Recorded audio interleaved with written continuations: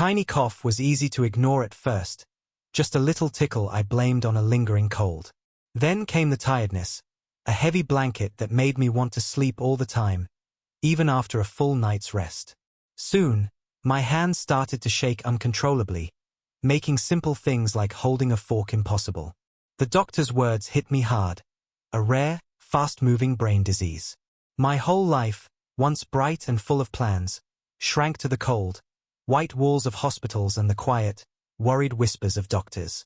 My wife, Sarah, was my rock. Her eyes, usually so bright and full of life, now held a constant, worried look. She fed me, helped me bathe, and read to me when my hands shook too much to hold a book. And Mark, my best friend since we were kids, was always there too.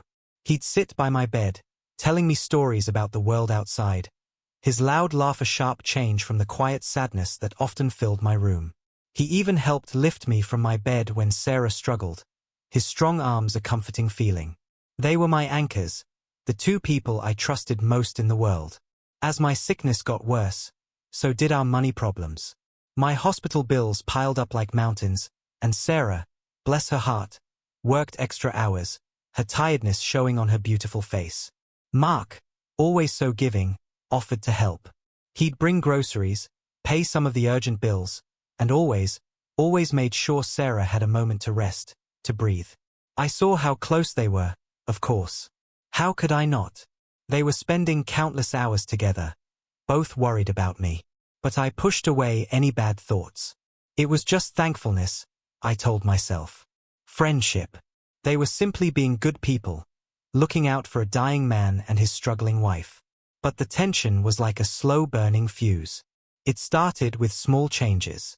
Sarah would sometimes pull away when I tried to touch her, a quick avoidance I put down to my increasingly weak body. Mark's visits became less about stories and more about long, quiet moments with Sarah, their eyes meeting in ways I couldn't quite understand. I'd hear them talking in low voices, their words dropping to whispers when I moved. A chilling suspicion slowly began to creep into my weakening mind, but I fought it hard. How could I even think such a thing about the two people I loved most? One day, I felt unusually clear-headed. Sarah had stepped out, and Mark was in the living room, talking on the phone. His voice, usually so open, was low and secret.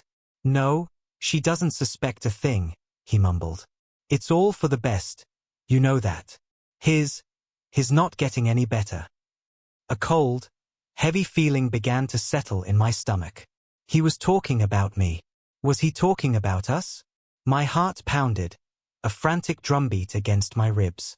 I started to pay closer attention, though it was hard with my mind often foggy from the illness and the strong medications. I noticed Sarah's tired smile didn't quite reach her eyes anymore when she looked at me, but it did when she looked at Mark. I saw the way Mark would subtly touch her arm, a fleeting brush that seemed more than just friendly. They'd share inside jokes, their laughter soft and knowing, and I felt like an outsider looking in on a secret world they shared. The air in the room would often feel thick with unspoken words, a silent language between them that I was excluded from. The final blow came not with a loud crash, but with a quiet, painful whimper. I was lying in bed, weaker than usual, when Sarah walked into the room. She didn't know I was awake. She sat on the edge of the bed, her back to me, and started to cry silently, her shoulders shaking. Then, Mark walked in, and without a word, he knelt beside her, pulling her into a tight hug. He stroked her hair, whispering soft, comforting words. "It's okay, my love," he murmured. "It's almost over. We can finally be together, properly." My breath caught in my throat. The words echoed in the silent room, a death knell to my shattered trust. My love. Not a friend, not someone helping, but a lover. The betrayal was a physical pain, sharper than any pain my illness had caused. My best friend. My wife. They had built a web of lies around me, a dying man, while I lay helpless. The tears streamed down my face, hot and bitter, mixing with the sweat of my fever. I had been so blind, so trusting. Their caring, their endless support, had been a carefully built show, hiding a cruel, selfish desire. I closed my eyes. The image of their hug burned into my mind. I was dying, yes, but in that moment, the betrayal felt like a second death, a deeper and more painful end. The life I had known, the love I had held dear, had been a lie. And the worst part? I was trapped, a silent witness to my own end, unable to scream, to accuse, to fight back against the two people who had stolen my future, even before my last breath. My mind replayed every kind gesture, every shared laugh, every moment of support, now twisted and poisoned by the truth. It was a suffocating realization that I had been a pawn in their cruel game, an obstacle to be patiently waited out. Days bled into weeks, each one a silent torture. They continued their charade, their hushed conversations and secret glances a constant reminder of their deceit. They thought I was unaware, lost in the haze of my illness, but every whisper, every touch, was a dagger to my heart. I could hear them planning, discussing a future that excluded me, a future that was built on my approaching death. Sometimes, a flicker of anger would ignite within me, a desperate urge to confront them, to scream the truth. But my body was too weak, my voice too frail. I learned to pretend, to deepen the fog in my eyes, to offer a weak, trusting smile when they held my hand. It was a cruel irony. The closer I came to the end, the more aware I became of their wicked secret. The silence in my room was no longer peaceful. It was filled with unspoken words, with the weight of their guilt and my own burning rage. And so, I waited, suspended between life and death, a silent, heartbroken observer in my own tragedy, watching my wife and best friend build a future on the ruins of my life. It was a cold, lonely vigil, and the agony of their betrayal became as much a part of me as the disease itself. The days stretched into a blur of pain and pretense. I was a ghost in my own home, my presence acknowledged but my sentience ignored. Sarah and Mark continued their grim charade, their hushed conversations and stolen glances now carrying the unbearable weight of my knowledge. They still tended to me, of course, their touch now a cold comfort, their voices hollow echoes of what they once were.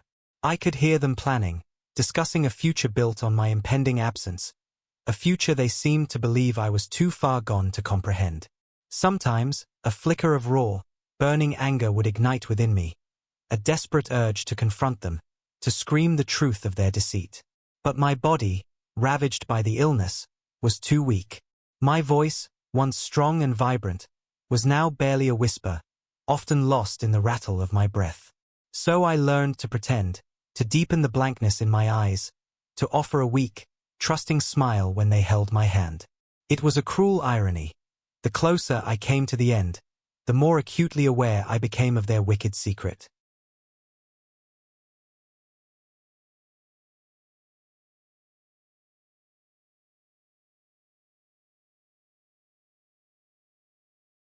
The silence in my room was no longer peaceful. It was filled with unspoken words, with the heavy weight of their guilt and my own burning rage. I watched them, my heart a raw wound, as they discussed paint colors for their new living room, or debated holiday plans for next year. Each casual remark about a future without me was a fresh stab, twisting the knife of betrayal deeper into my soul. They laughed, they touched, they whispered secrets, all within earshot of the man they were waiting to die. The sheer audacity of it, the cold, calculating cruelty, was almost unbelievable. The cruelest comfort. One afternoon, Sarah sat by my bed, gently stroking my hair. Her eyes, usually so guarded when she thought I was listening, held a strange mix of sadness and relief. "It's almost over, my darling," she whispered, her voice soft, almost tender. "No more pain for you. Just peace." The words, meant to be comforting, were a fresh torment. She wasn't wishing me peace for my sake, but for hers, for theirs. So they could finally be free to live their lie openly. I wanted to scream, to lash out, to tell her I knew that her comfort was the cruelest form of torture. But all I could do was offer a faint, distant gaze, a performance of blissful ignorance. Mark would come in, his face etched with a fake solemnity that made my stomach churn.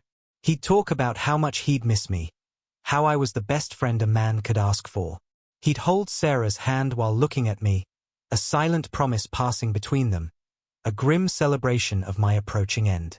The sheer hypocrisy was breathtaking. I had given them my trust, my love, my very life, and they had taken it all, twisting it into a weapon against me. A final, silent act. The final days were a fog, punctuated by flashes of agonizing clarity. My body was failing rapidly, but my mind, strangely, seemed sharper than ever, forced into hyper-awareness by the sheer weight of their deception. I could feel life slipping away, a slow, steady drain, and with it, the last chance to expose them. But then, a thought, cold and clear, began to form in my mind. What if I didn't expose them? What if my final act was to leave them with the knowledge that I knew? Not with a scream, but with a silent, lingering judgment. On my last conscious morning, I heard them talking outside my door. Their voices were excited, almost giddy. "Soon," Mark said, "then we can truly begin." Sarah replied, "I've already started looking at houses. Something with a big garden, just like we always talked about." A wave of nausea washed over me, but I fought it. When Sarah came in to give me my morning medicine, her hand trembling slightly as she held the glass to my lips, I found the last reserves of my strength. I looked directly into her eyes, not with the blankness I had been pretending, but with a clear, steady gaze that spoke volumes. And then, with my last breath, I managed a single, almost imperceptible nod. Not a nod of acceptance, but a nod of recognition. A nod that said, "I know." Her eyes widened, a flicker of fear and dawning comprehension replacing her practiced calm. She gasped, a small, choked sound. In that split second, I saw it, the realization that her lie had been exposed, not by words, but by the dying gaze of the man she had betrayed. The true agony of her guilt, the weight of her deceit, finally crashing down on her. And then, everything went dark. I died a silent death, but in that final moment, I hope I left them with a haunting whisper in their souls. A whisper of what they had done, and the chilling knowledge that I had been a silent witness to their entire betrayal. A secret they would carry, not just in their memories, but in the very foundations of their new life together. A life built on a lie, forever tainted by the knowing gaze of the man they betrayed.